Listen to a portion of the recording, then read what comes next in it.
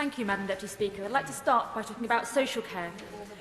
The Liberal Democrats have long called for reform to properly integrate health and social care services, but this bill does not do that. As others have mentioned, this bill seeks to reorganise parts of the NHS, but it pays lip service only to social care. And that's why the Lib Dems think that this bill should be put on hold until the proper social care reforms are brought forward. As others have mentioned, it has been months since the Prime Minister announced his plan to fix social care. But it is unforgivable that this new clause was sneaked out during the sleaze row last week in a move that changed the goalposts. I think the Minister would do well to listen to the unease on his backbenchers as well as on this side of the House. Now, struggling families face being hammered by a double whammy: unfair tax rises and the prospect of losing their homes to fund care costs. I note that the Right Honourable Member for West Suffolk is no longer in his seat, but I noted that he very selectively quoted Andrew Dilnot.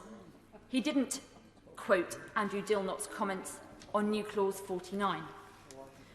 Andrew Dilnot said that this proposal was not welcome.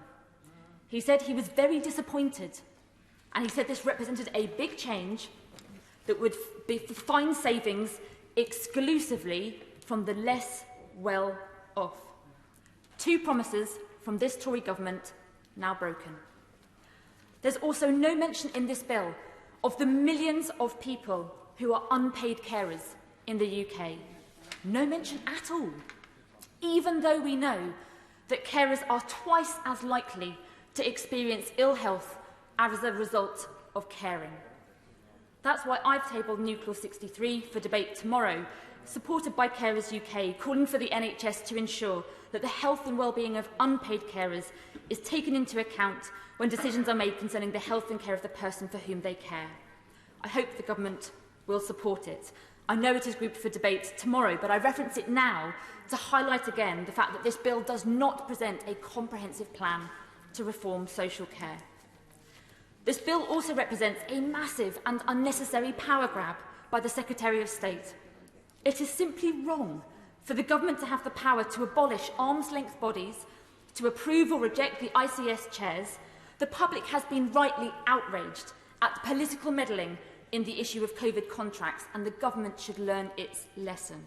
We should all be seeking to protect the independence of the NHS. Madam Deputy Speaker, vacancies in the NHS and social care are utterly staggering. We know the numbers: 100,000 vacancies in the NHS, more than 120,000 vacancies in social care, 1.5 million people currently missing out on the care that they need. We simply cannot go on like this, with the government setting its own sporadic targets and then constantly missing them. NHS waiting lists are at a record high. Ambulance services have received a record number of calls in October. Major A&Es have treated more than 1.4 million people in October, the third highest month on record. This draft bill will do nothing to get those waiting lists down, nothing to recruit the workforce that we need, nothing to help people get seen faster, and nothing for the millions of unpaid carers.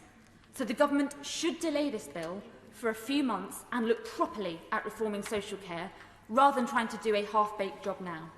But I don't think the government will, and that's why the Lib Dems will vote against it. Maria Miller.